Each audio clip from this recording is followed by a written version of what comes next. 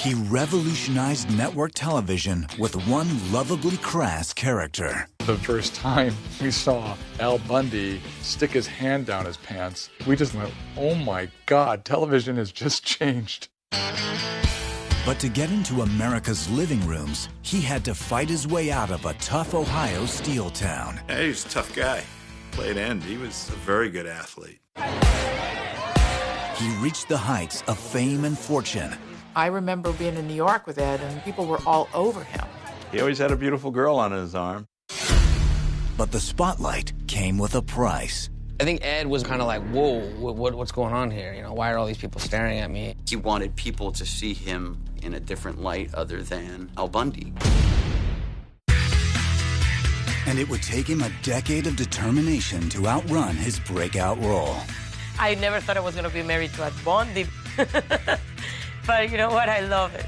Ed O'Neill, fighter, blue-collar hero, and sitcom king. I was told I wasn't good enough. I said, no, I will do this, and I'll do it and rub your face in it.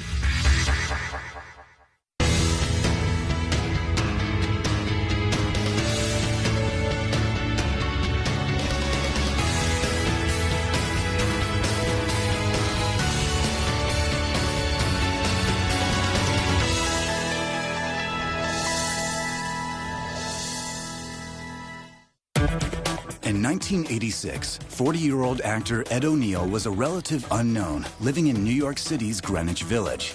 He'd found work on the New York stage, but film and TV roles had been few and far between. That was until he was offered an audition for the lead role in a new comedy series on the brand new Fox network. The show was Married with Children, and the character was slovenly shoe salesman Al Bundy. Al Bundy was the show. I mean, he was the centerpiece of the show, and he had to be perfect. We had auditioned hundreds of actors. We tried to get, believe it or not, Bob Uecker. The one memorable person I do remember that auditioned for me was Michael Richards. And the biggest problem with these actors auditioning for Al Bundy, it was very easy for them to play it way too broad. It came off more like a sketch off Saturday Night Live than a fully formed character. When Ed O'Neill walked in for his audition, he instantly stood apart from the other Bundy wannabes. Ed comes in wearing a pair of slacks and a white T-shirt with moons under his arms that actually touched his belt line. I immediately liked that. And he came in apologizing. You know, I had a game of handball. I couldn't go back home and change and get back here in time. We spoke with him for just a moment. Okay, let's do the scene. And I believe the scene is when he first comes home from the shoe store. Before he walked inside, he stopped, closed his eyes, and did this.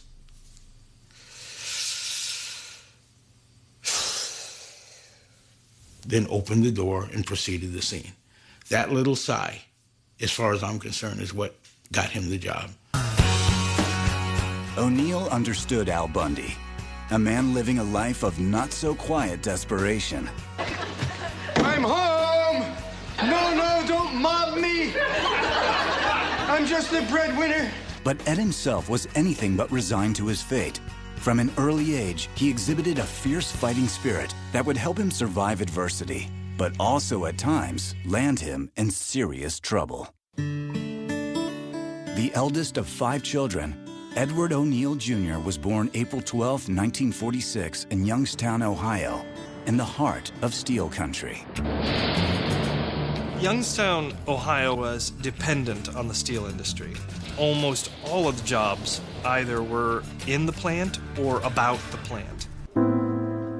When the steel industry began to flounder in the 1950s, poverty soared in Ed's hometown. It was a tough time for a kid in the Rust Belt. Edward Sr. was laid off for long periods. They were not well off, so it was a struggle. But Ed was always self-reliant. A tough kid, Ed took an unexpected interest in theater at Ursuline High School in 1961. But it wasn't a love of the arts that drew him there. Ed initially got interested in the theater program, primarily to meet women.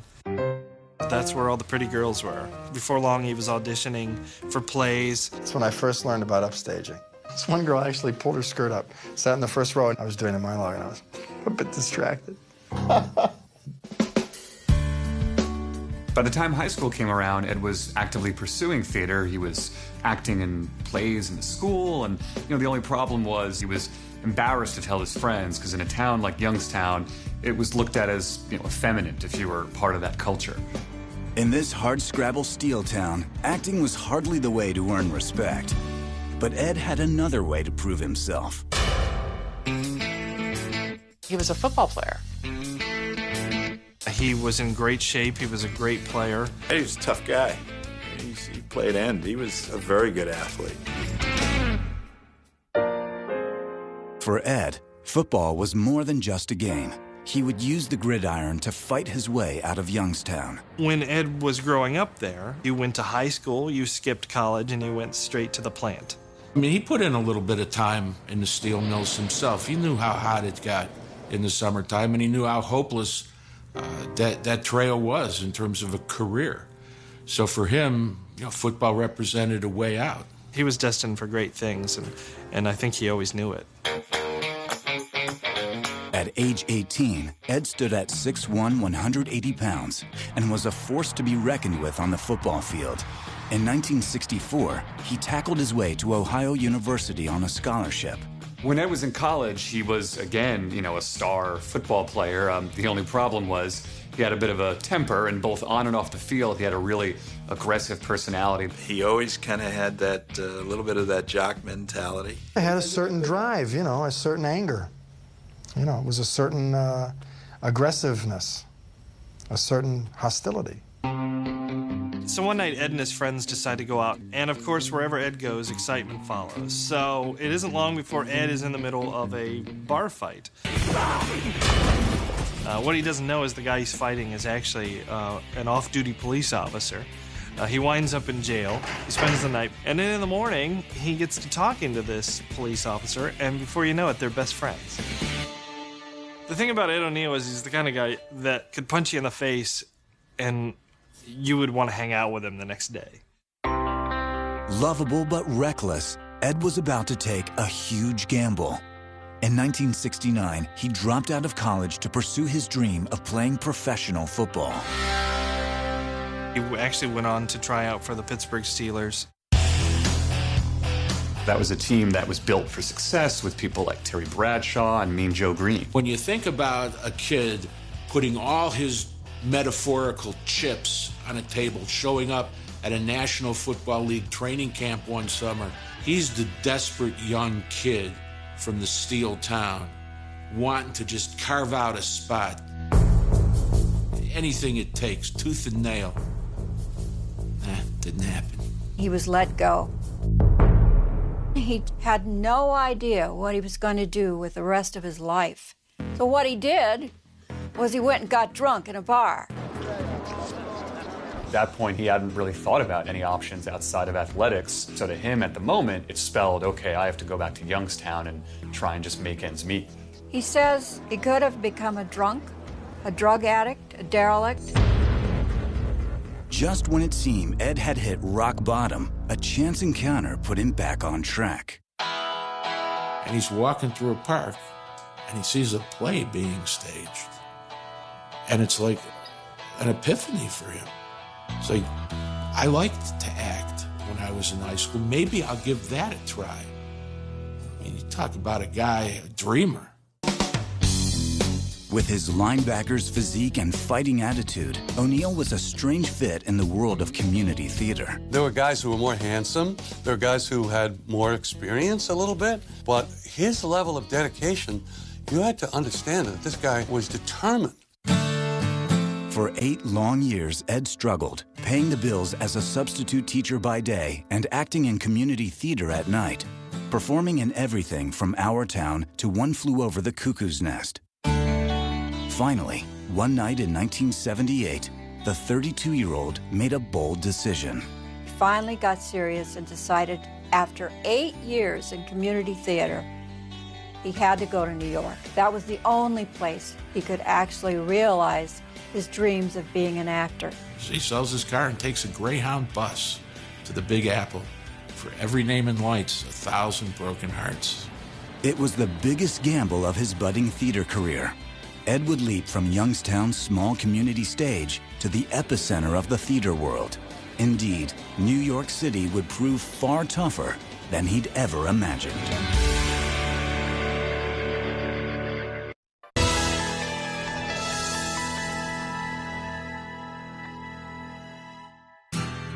Ed O'Neill fought his way out of the steel mills of Youngstown, Ohio through football.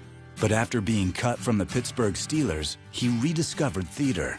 And in 1978, at the age of 32, he took the biggest risk of his life and moved to New York City to become an actor. Well, when he got there, he didn't know a soul in New York, and he was extremely naive. He remembers stopping at a restaurant and asking the waitress, "Where do the actors live?" The answer was Hell's Kitchen. At the time, a depressed neighborhood a stone's throw from New York's theater district. He had a very small place. It was really hardscrabble living. He was approaching broke. Ed soon landed a job as a waiter, a time-honored tradition for aspiring New York actors. And he began taking acting classes at the Circle in the Square Theater, one of New York's oldest producing theaters. And it wasn't long before Ed fell in with some of the most respected young performers of the day. He's in the crowd of the best actors in New York at the time. We were all like in a group. Bruce Willis was a bartender. I washed dishes in the back. John Goodman was actually the doorman. And Eddie worked at O'Neill's Balloon around the corner and used to come over at the end of the night. We'd all have drinks. Dan was a buddy, and they were both of size. You walk those two guys in, and, people are like making sure they didn't do anything wrong, just out of respect for size. I remember one night there was a fight between George C. Scott and Stephen McHattie. I think it was Eddie who pulled off Steve McHattie, and I pulled off George C. Scott. But it wasn't all parties and bar fights. Ed was paying his dues the hard way. Eddie was as hard a worker as anybody I've ever been with. He's not going to be discovered at the soda fountain, so he takes whatever he can get. There was a lot of theater then, 99 seats where you didn't get paid. And that's really how an actor got started back then. We auditioned all the time. When you think about a young man in his 30s hoping to find work as an actor week after week, month after month, at what point do you turn around, tuck your tail between your legs, anoint yourself a loser, and head back home and find the next best thing? Ed O'Neill never did. And that determination would finally pay off. In 1979, after months of struggle and small-time roles, Ed's big break came walking into O'Neill's Balloon. An actor named Joey Cortese came in one day, and he happened to be starring in an upcoming Broadway show called Knockout, and they were still looking for an understudy. And then when he started talking to Ed, that, we realized maybe this guy has the general kind of physique and look that we would need. The role was a perfect fit for the former jock, an up-and-coming boxer named Klonsky. Eddie, to play any kind of athlete, was appropriate. He was right for the role. He was the heavy, he was the villain. I mean, he was a despicable character. He'd been in New York City for only a year, but already O'Neill had landed his first Broadway gig. And although he was just an understudy, Ed committed himself to the part. He memorized that part, and I know that he went to the gym, and he ran, and he got himself in better and better shape. He bulked up to get to be a guy who would be right for the role. And he did it with the kind of professionalism you would think of Daniel Day-Lewis. And it was a good thing O'Neill was ready to carry the freight.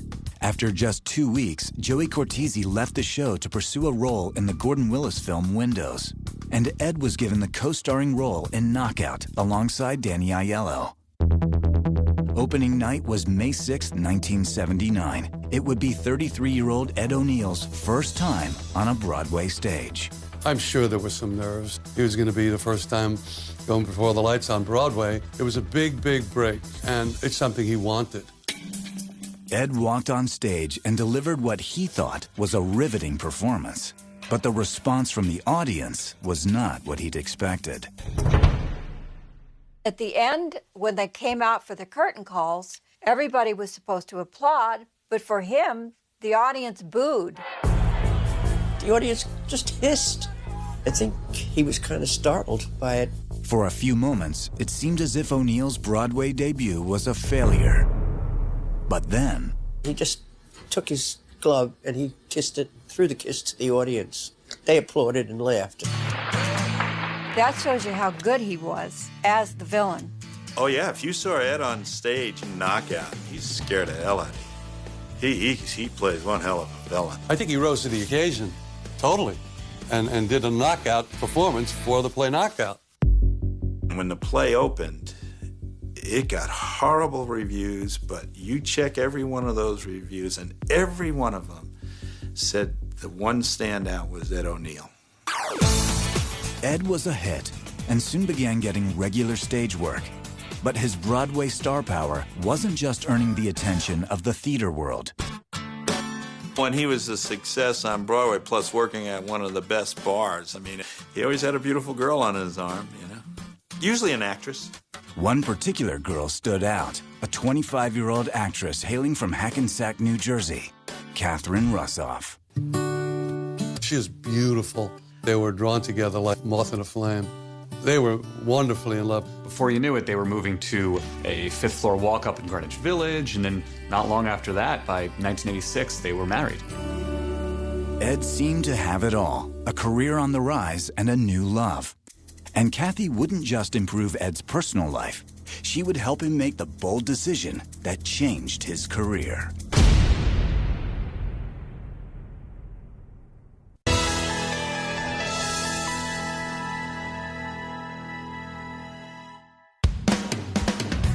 By 1986, Ohio native Ed O'Neill had moved to New York City to find fame on the big city stage. But after a period of struggle, he didn't just land a role in a Broadway show, he met his wife as well.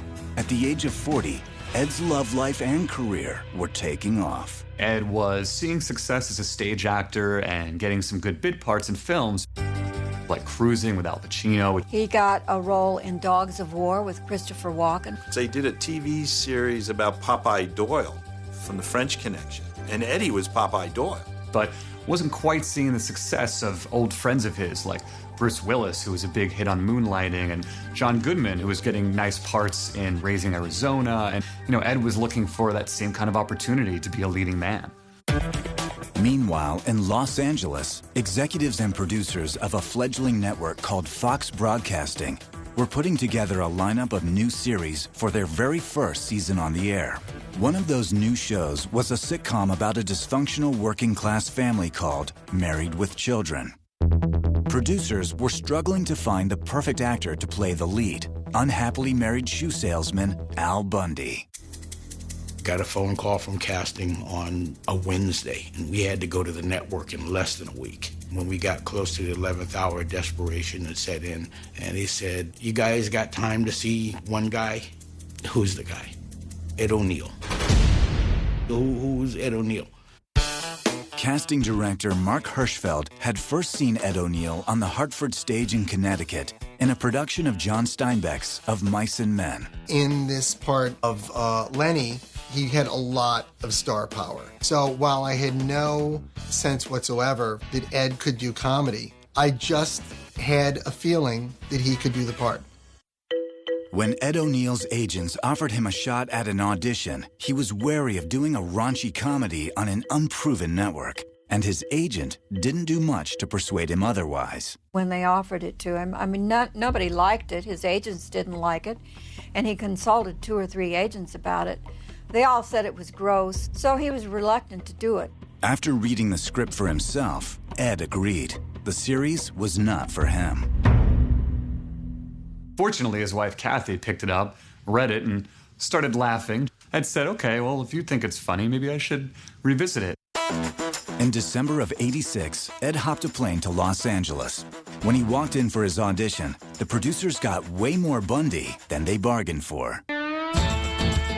It's very tough, I think, to learn blue collar. You know Youngstown, you know blue collar. Ed brought the blue collar that he knew. I think a lot of it was based in hearing him talk on an uncle that he had. Ed had an Uncle Joe that he said was very self-deprecating.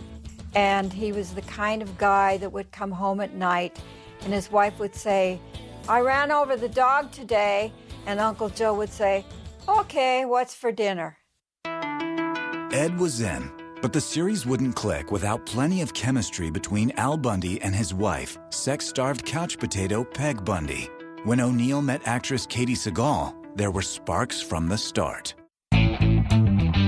There was something that really happened between the two of us that made it so that these two people could throw insults at each other, but yet you bought it that they were a married couple and committed to each other. And so that was important in the chemistry of them. Gee, Al, how come you never bring me flowers? We had sex today. Well, I know, but something I could enjoy would be nice. With Ed and Katie leading the cast, on December 21st, 1986, they began filming a series of 13 episodes that would constitute the first season of Married with Children. It wasn't long before the actors found their rhythm. The first read with Ed, we sat around in a rehearsal hall. It was cool because everybody in the room was just cracking up. Every day, we had good belly laughs. I mean, big time. I used to get these phone calls from Ed reciting the lines that he was going to say just to share them with me, and I would be aghast. And I would say to him, well, are they going to allow this? And he said, I'm going to say it. While Ed was having fun on set, he had no illusions when he accepted the part. I think that the expectations for Ed O'Neill were low because he wasn't a TV star. And I think that the expectations for the series were low. I think he was taking a bit of a leap of faith. April 5th, 1987 was Fox Broadcasting's very first night of primetime programming and the premiere of the new series Married with Children. So I remember the first night that they premiered Married with Children, it was along with Tracy Ullman, because it's all they had. They didn't have anything else to play, so they just literally aired them back-to-back 3 times on a Sunday night. When Married with Children came on the air, there was nothing like that. The lines were racy. A child is better off not being exposed to sports. You're gonna neuter him too? Pushy. Come on, Arnold, we're leaving. I want a balloon. You've already got one. Outrageous. Kelly, let me ask you a question. Daddy, no matter what you heard on the streets, I'm a good girl, and I never would have done that. And he sold them. Damn it, Steve, we're men. It's our God-given right to watch sports and smut.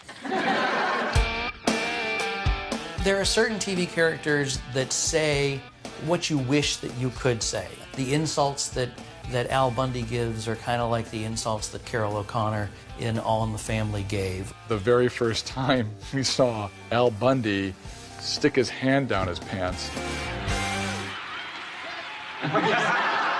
we just looked at each other and went, oh my God, television has just changed.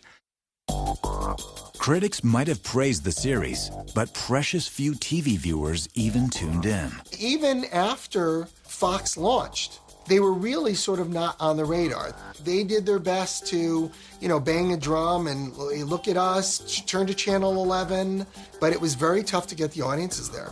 But it wouldn't be long before the public caught on to Fox's irreverent new sitcom and its star.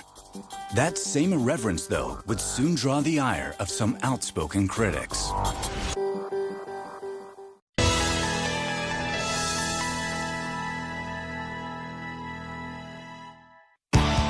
By 1989, Ed O'Neill had successfully completed the transformation from his blue-collar beginnings to NFL hopeful to stage actor to primetime leading man. His first TV series, Married with Children, was designed to push people's buttons. But it had yet to generate much of a reaction in the viewing public.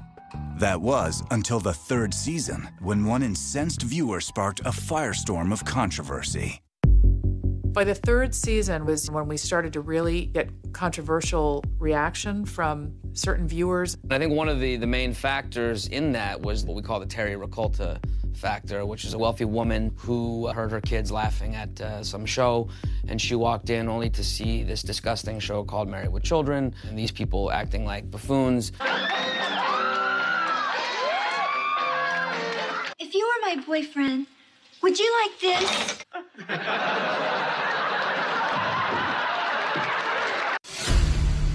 she, you know, successfully tried to get some of the sponsors pulled. Before you knew it, we had the feminist movement asking us if we really believed these things and, you know, how could we show a family like this? And we thought, you know, there was really no deeper meaning other than it to be funny, and Ed would be the first to tell you that.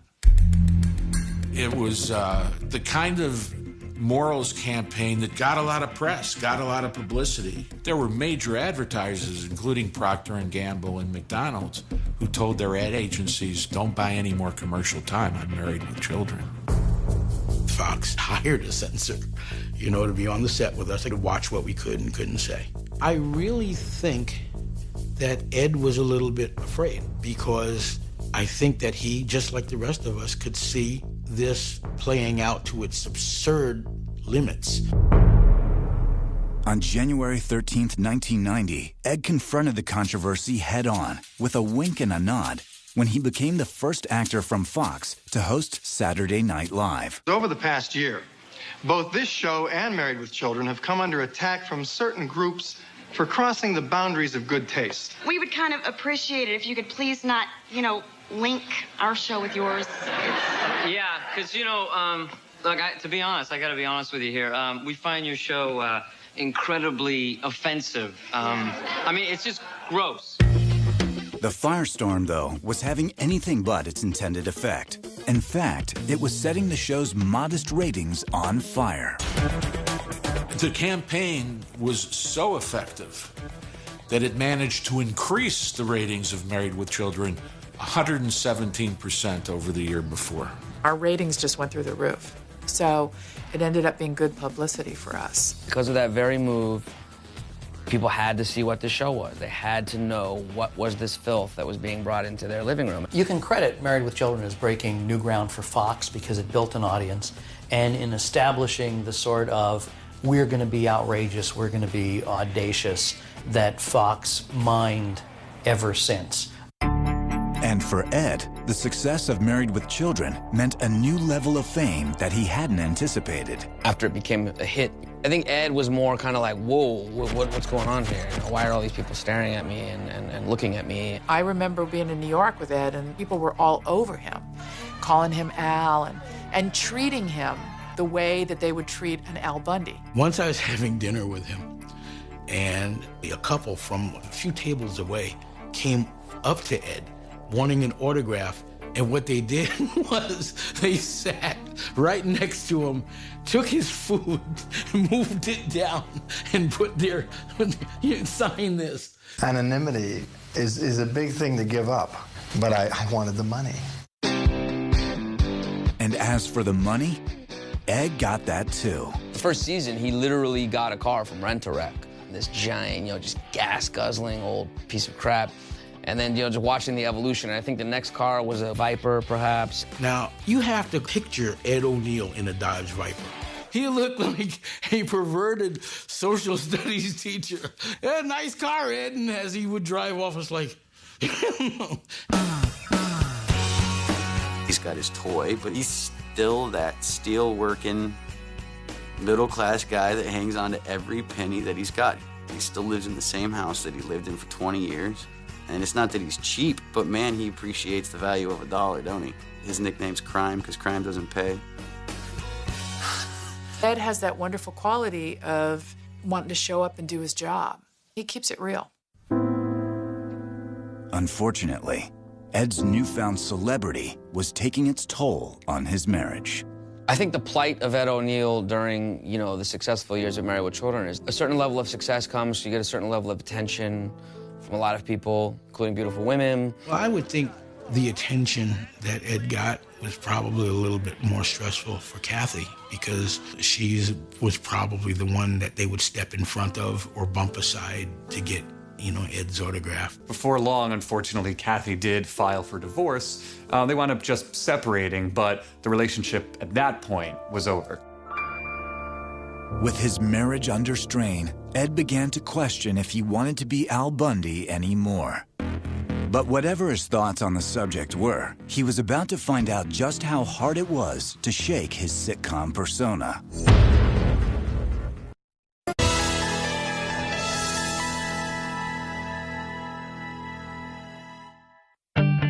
By age 41, Ed O'Neill had traded the life of a struggling stage actor for fame and fortune in one of TV's most gloriously lowbrow comedies. Married with Children was a hit, but as Ed was discovering, primetime fame can come at a price. His marriage of 5 years had fallen apart, and he was struggling to prove that he was more than Al Bundy. Ed was doing Married with Children, and he was a star. He was already a household name. But I think he wanted people to see him, not just the public, but also the industry, in a different light other than Al Bundy. Ed got a great chance to have a small role in a film directed by his friend John Milius, who was once the writer of Apocalypse Now, and it was called Flight of the Intruder. So, Milius casts him in a serious role, unbilled, as an Army prosecutor. And, at the test screenings, the camera pans to Ed, and before he can even get the line out, the audiences are already laughing because, look, it's Al Bundy. Milius winds up having to cut him out of the film entirely. Yet another discouraging moment for the boy from Youngstown. Then, in 1991, Ed was given the opportunity that might prove his versatility as an actor. In 1991, John Hughes was at the top of his game. He had done 16 Candles, The Breakfast Club, and he approached Ed and asked him to be in this movie called Dutch. The character of Dutch wasn't a far cry from Al Bundy per se, in that it was kind of a gruff, patriarchal type of character, but he did have more of a soft spot. This character was a bit more dramatic, and so Ed finally had a broader canvas to show his acting chops. I may not look like I could finance a trip to the zoo, but the truth is I make a pretty good living. Oh yeah, but my money doesn't count in your neighborhood, because I worked for it. I played this character in Dutch, this kid Doyle, who was very spoiled, the Ivy League young brat. For a split second last night, I sort of respected you. But today, I see my initial impression is correct. You're Claude. And Ed, his character, was very salt of the earth, made his money digging ditches, and wanted to show me what it was like to just live and what the real world is all about.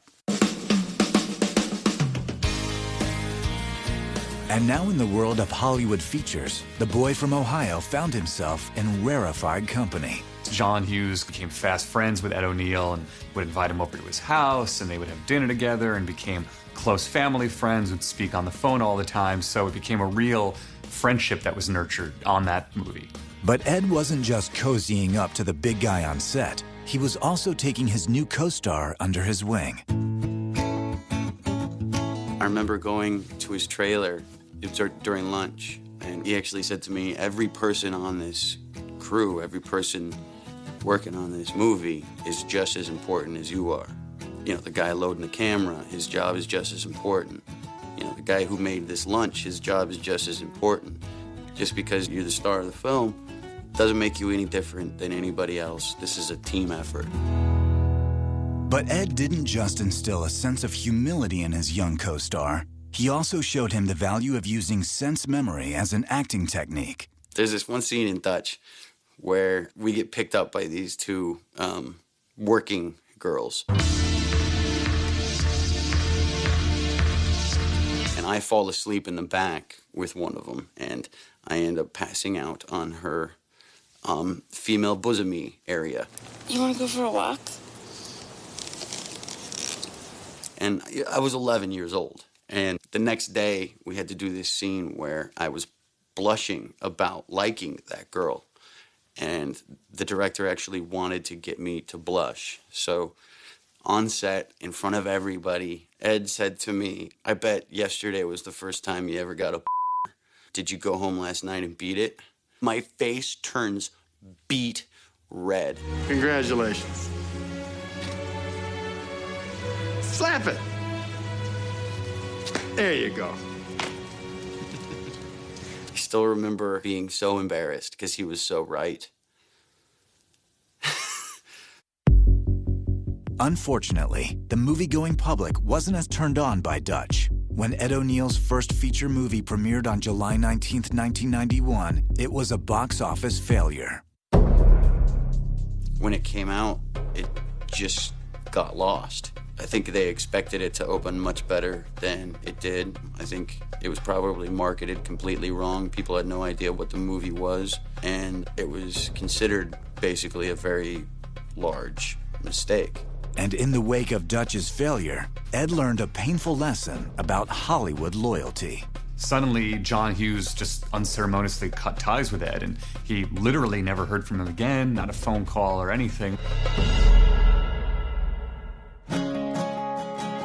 Luckily, Ed had his sitcom family to return to. And while he continued to take roles in films like Wayne's World, Blue Chips, and Little Giants, over the next 6 years, he always remained faithful to the Bundys.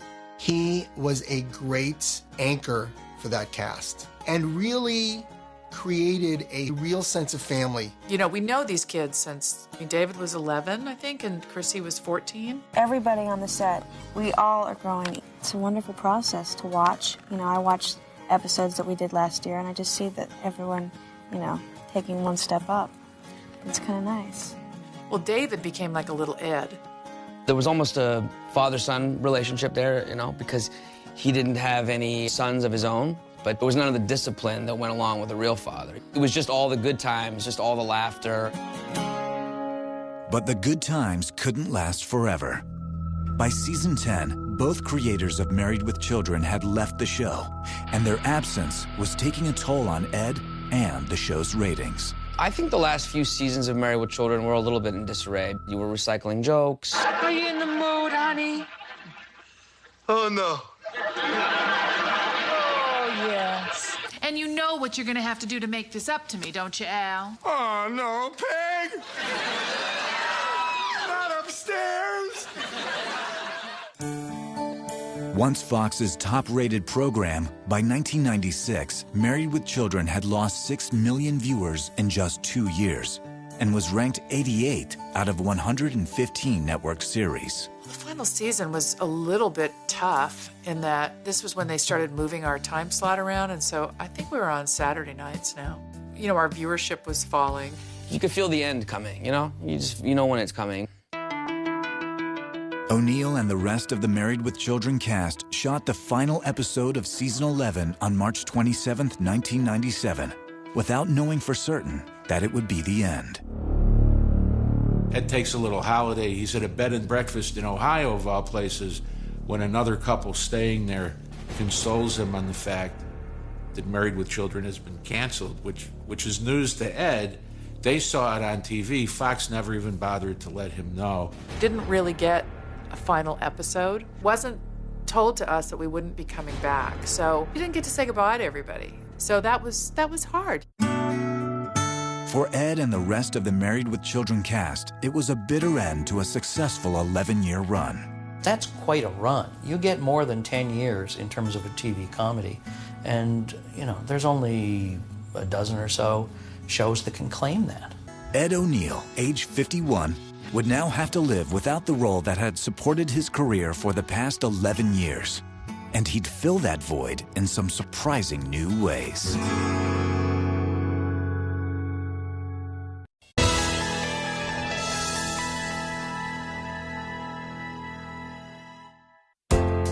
After 11 seasons, Ed O'Neill's sitcom Married with Children at last fell victim to declining ratings and rising production costs. In 1997, Ed found himself without a regular job. But with his newfound freedom, he had time to get his personal life in order and rebuild his marriage. I think he, just as a man, had to go through the struggle of, you know, what do I want in life? You know, him and Kathy had to work out those details and figure out what they both wanted. But in the long run, it looks like, you know, they came out okay. And I asked Ed, what was the secret? What made the marriage work? And he said, the secret is you find somebody that you don't want to live without.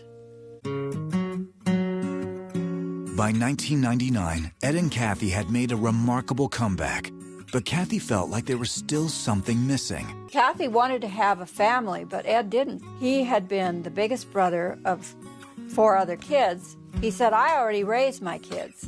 But Kathy was insistent, and he told me once he held his daughter, he realized that it was a miracle, and they now have 2 daughters. They have these gorgeous children, beautiful children. I know how much Ed loves his children. Ed's private life had never been more full, but his career was in transition. After 11 years in TV comedy, O'Neill tried to return to dramatic acting, appearing in shows such as Big Apple, Dragnet, and The West Wing. He started to align himself with really good TV writer-producers. Big Apple was David Milch, and Dragnet, was Dick Wolf.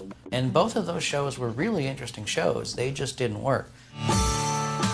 Then, in 2001, Ed's friend, producer David Milch, told him about a role that might provide a breakthrough in his new series, Deadwood.